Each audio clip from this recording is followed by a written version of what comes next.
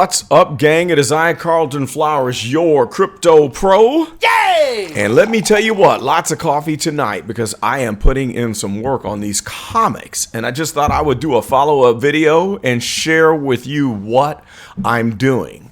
Now, there's no way that I'll be able to go through every single comic and show you what has been happening. But I will tell you this, there is a gem squeeze going on and prices are going down.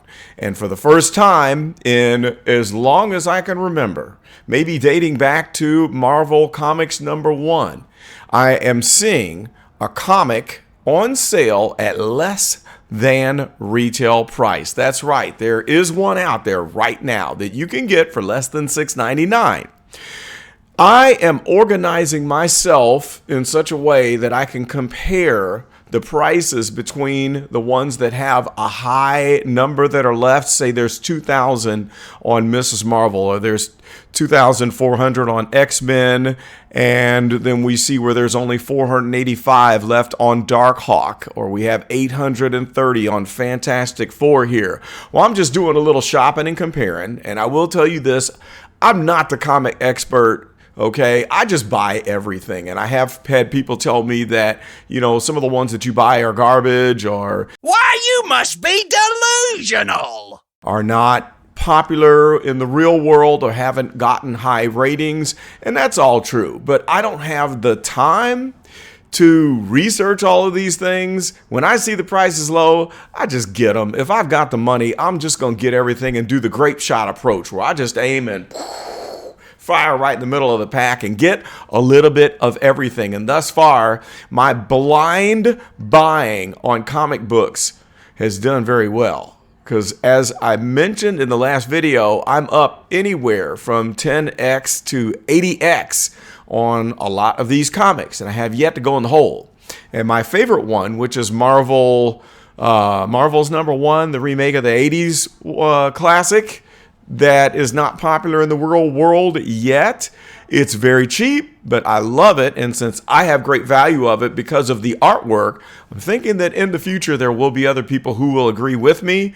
And I know that investing into that will do better than putting my money in a savings account. So I've stacked up a lot of that particular item.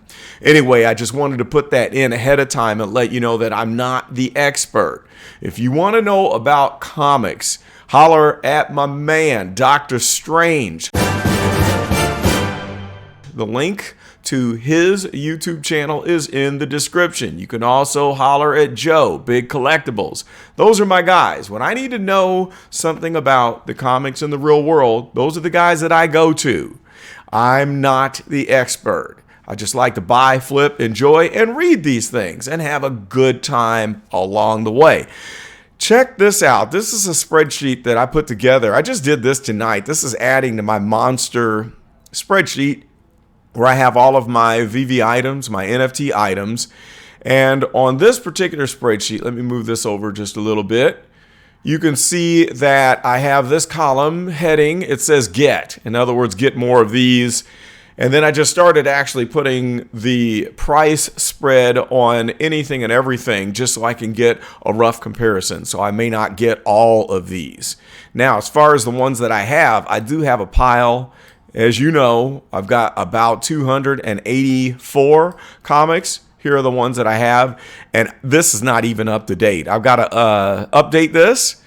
And the value right here, current value at retail, $6,169. That's woefully out of date. I probably have more than $10,000 worth minimal on that. So that will be updated in the future. And one of these days, I'll shoot you a video and talk about that and give you the exact amounts. As you see here, I have the title.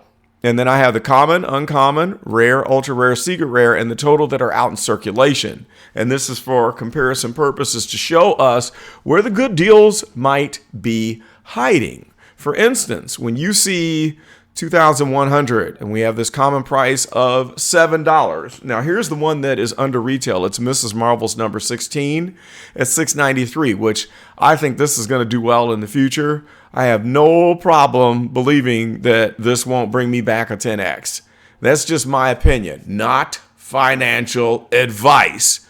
Okay, don't go bananas if you disagree. I like this comic book, and I like that it was released during the International Women's Month, or whatever the name of the holiday was. I like that. So there's 1,800, 693. When you look at this one, we have 771 coming in at a common price of 10, and we see the other prices are pretty close. So I think that would be a good investment when you do the math. Or look at What If, where the common is down to $17 with only 396 left. So as you scroll down through this list, and I will make a blog post, and I'll post this up on the new blog that is coming. I can't decide what to name it. It'll either be called VeVe Collection, VeVe Strategy, Crypto Pro VeVe. I don't know, but it's going to be on the carltonzone.com website, where I have several different blogs, and it will be one of my mini blogs, as I like to call it. It's not on my main blog, but it's a mini blog. Now, looking through this list, if you just pop down to the ones that are of the lower numbers, you can compare. We see that all of these are in the range of 400-ish on the market, and the lowest price being $13.33 on Immortal Hulk. So then you could take it to the next step if you want, and you can look at real world value. Now, this is where I don't have the time to break it down to that level. I barely had the time to produce this spreadsheet, which is not even done because I haven't been through the whole collection, and prices are rapidly changing while I'm doing this. I can't even keep up, guys. I need to end this video so I can go back and buy some of these steals as we see them dipping down or below retail. But at any rate, you can pick it up from here and say, well, what is the comparison of Immortal Hulk #1 to Strange Academy #1 in the real world? And then that will help you to tweak it down further.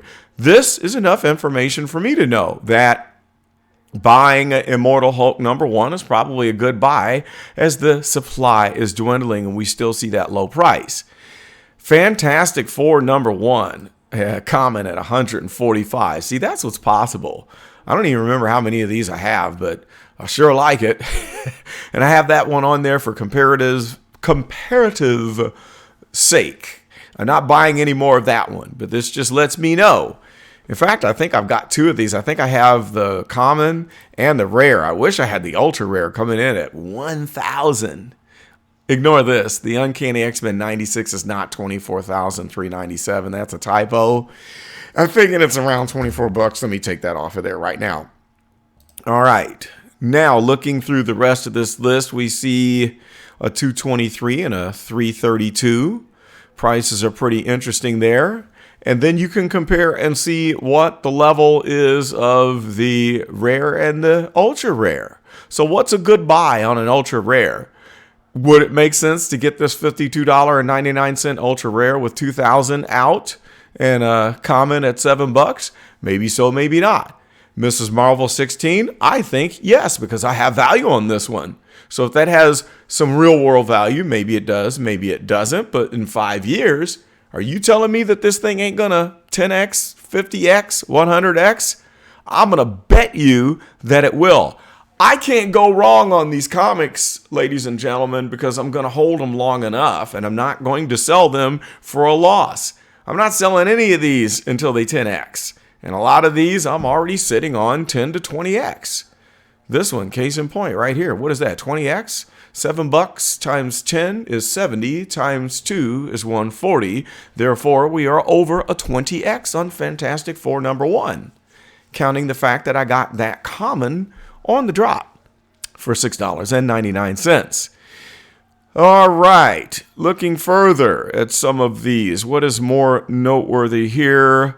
The Uncanny X-Men. Notice that the ultra rare at $72 and $73, where the commons are at $7.72 and $7.99, and then we've got the rares here in the 30s range. So as I look through here and see $24 on Uncanny X-Men #96, that might be one that I'll pick up, or it might be one that you'll check the real world value on and pick up. And from what they say, for those of you following the Master Collector program, and don't listen to me on that, go watch the Gale, because the Gale knows a lot more about the Master program than I do. Ah ha ha! Ah ha ha ha!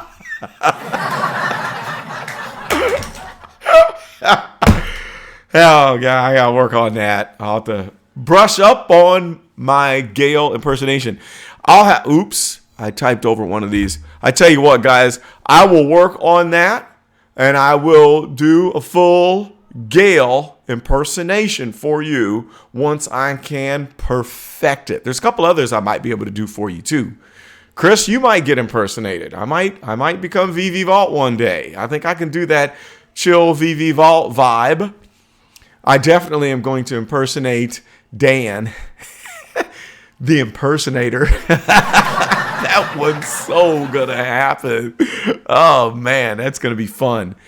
And I can impersonate Randy Chavez. Meow meow meow meow meow.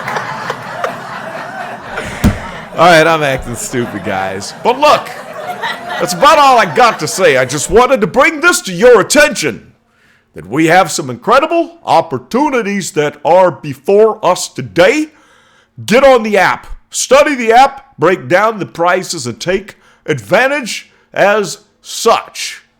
If you haven't already, like, comment, and subscribe. And I would certainly appreciate that. And a shout out to all my international viewers and the people all throughout the United States of America. I appreciate the support and definitely am grateful for all the positive support that I have been getting in the comments. Guys, that's what gives me the gas to keep doing this. You've had such great comments in the comment section, and I do appreciate that. I do. And it's great to know when you're putting out information and it's valuable to other people.